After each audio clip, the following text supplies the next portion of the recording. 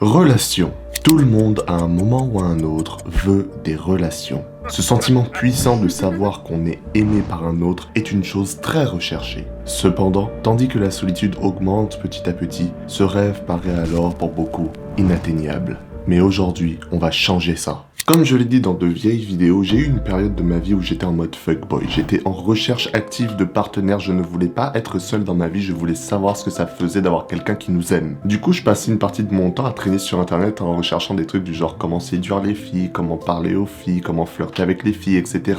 Et tous les conseils que j'ai reçus, c'était bien de la merde. Littéralement, les mecs, ils auront l'audace de te regarder droit dans les yeux et te dire « Oui, en fait, tout ce que t'as à faire, c'est être gentil, et t'intéresser à ses hobbies, et lui poser des questions, etc. » Mais c'est des conneries, tous ceux qui ont été dans cette situation savent que c'est pas aussi simple. Parce que si c'était aussi simple, il y aurait des millions d'individus dans les DM des meufs aujourd'hui qui seraient en couple avec elles, sauf que ça ne fonctionne pas comme ça. Cependant, bonne nouvelle, j'ai fini par tomber sur un conseil qui lui fait du sens et qui est véridique. Et ce conseil m'a été donné par le youtubeur Hamza Ahmed au travers d'une de ses vidéos. Et c'est justement ce conseil que je vais te donner dans cette vidéo. Alors écoute bien, le meilleur moyen de faire en sorte qu'une femme pense à toi constamment, c'est d'activer le maximum d'émotions possibles au sein de celle-ci. Vois-tu, les hommes, contrairement aux femmes, ont une variation d'émotions qui est assez limitée. Je veux dire, on a probablement une dizaine de variations possibles dans nos émotions parce qu'on est assez simpliste et on n'est pas super émotionnel. Cependant, les femmes, c'est tout le contraire. Elles n'ont pas une dizaine, elles n'ont pas une vingtaine, elles n'ont pas une cinquantaine, elles ont probablement des centaines de variations de leurs émotions. Une chose que Hamza représentait avec la roue des couleurs. Vous savez, là où il y a les couleurs principales et après, entre chaque couleur, t'as toutes les variations possibles et imaginables. C'est ça, les émotions des femmes. Et la clé pour faire en sorte qu'une femme commence à flirter avec toi, qu'elle pense à toi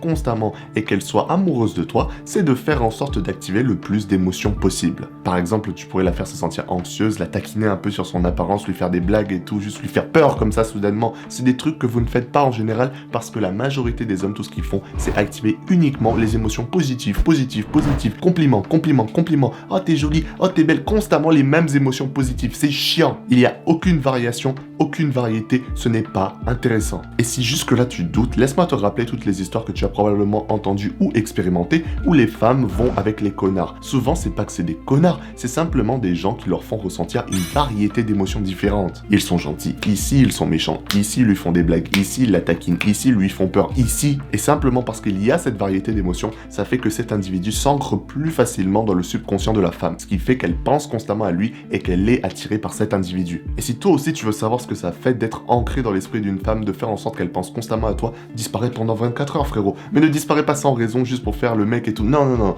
Tu crées une vie là où littéralement tu seras tellement occupé que tu pourras ignorer ces messages parce que tu es concentré sur tes objectifs. Parce que concrètement, c'est ça que les mecs BG ils font. C'est pas qu'ils ignorent les messages ou quoi. C'est parce qu'ils sont juste en train de vivre leur vie, en train de se diriger vers leurs objectifs, de travailler sur eux. De ce fait, lorsqu'ils sont concentrés sur leurs objectifs, ils pourraient passer 4-5 heures sans répondre à un message de la meuf. Et parce qu'ils ne répondent pas, la meuf elle est en mode « Ah mais qu'est-ce qu'il fait? Peut-être qu'il est en train de faire des dingueries, je me demande ce qu'il fait et tout. Pourquoi il répond pas à mon message ?» Elle ressent une variété d'émotions différentes, ce qui fait qu'elle continue de penser à toi et à se demander « Pourquoi est-ce qu'il ne répond pas à mon message maintenant ?» Donc en soi, je te dis pas genre d'être un connard, de l'insulter ou de la frapper ou quoi. Non, pas du tout. Ce que tu dois faire, c'est retenir qu'il ne faut pas simplement montrer des émotions positives. Tu as le droit de montrer des émotions négatives, ou bien de faire des blagues, ou bien de la taquiner, etc. Tu ne dois pas juste être en mode compliment, c'est chiant. Parce que ce que les femmes désirent, c'est un homme aux multiples facettes. Pas juste un random avec une seule facette qui la montre tout le temps en étant gentil. Non, c'est chiant ça. Ce qu'elles veulent, c'est quelqu'un qui d'un côté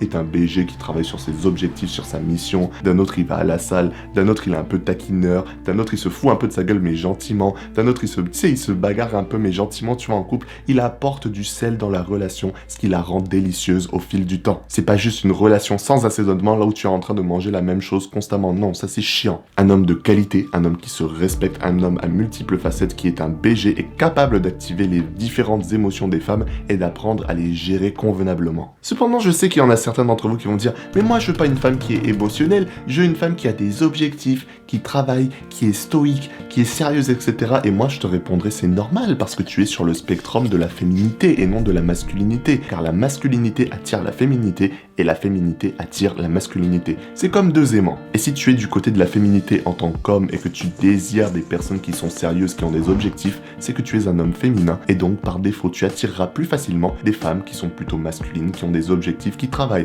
Et l'inverse est aussi vrai. Cependant, naturellement, les hommes ne sont pas censés être féminins mais masculins. Peu importe si je me prends de la controverse pour ça, je me dis que la société moderne est partie dans un délire qui fait qu'on essaie de pousser les femmes à être ce qu'elles ne sont pas naturellement et à pousser les hommes à être ce qu'ils ne sont pas naturellement au travers de mouvements tels que le néo-féminisme. Et ce mouvement-là ne rend absolument personne heureux car on pousse les femmes à s'en démerder eux-mêmes, à faire tous les efforts, à devenir stoïques, à cracher sur leurs émotions, à enterrer leurs émotions comme des hommes, si bien qu'elles deviennent les hommes qu'elles détestent depuis le début. Et parce que la majorité des femmes devient de plus en plus masculine, par défaut, la majorité des hommes devient de plus en plus féminin. Et il y a donc cette inversion des rôles qui fait que tu es obligé de regarder ce genre de vidéos sur internet pour savoir comment séduire les femmes. Parce que concrètement, il y a 20, 30, 50 ans, tu n'aurais pas eu besoin de ce genre de contenu. Tout ce que tu avais à faire, c'est être un BG, travailler, avoir un boulot, être un individu stable, être un gentleman, et boum, tu finissais marié, t'avais des gosses. C'était aussi simple que ça. Cependant, dans le système dans lequel on évolue aujourd'hui, on essaie d'inverser les cases des êtres humains, ce qui fait qu'énormément de personnes se retrouvent dans des rôles qui ne sont pas naturellement les leurs, et c'est comme ça qu'on se retrouve avec des millions d'hommes qui se sentent perdus et qui ne savent pas vraiment quoi faire dans la vie. Si bien qu'ils ne savent pas comment se débrouiller en tant qu'hommes, qui ne savent pas comment trouver leur but, qui ne savent pas comment accomplir leur mission et qui ne savent définitivement pas comment séduire les femmes.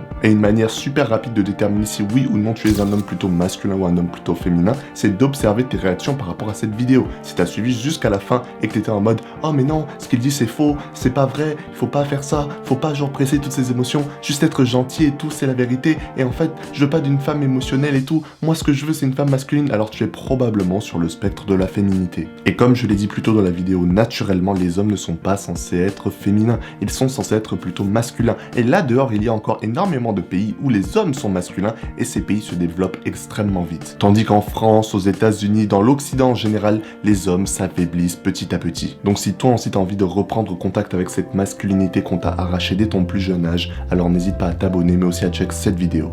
Je suis sûr qu'elle pourra t'aider. Sur ce, continue d'avancer, jusqu'à ce que tes ennemis soient détruits.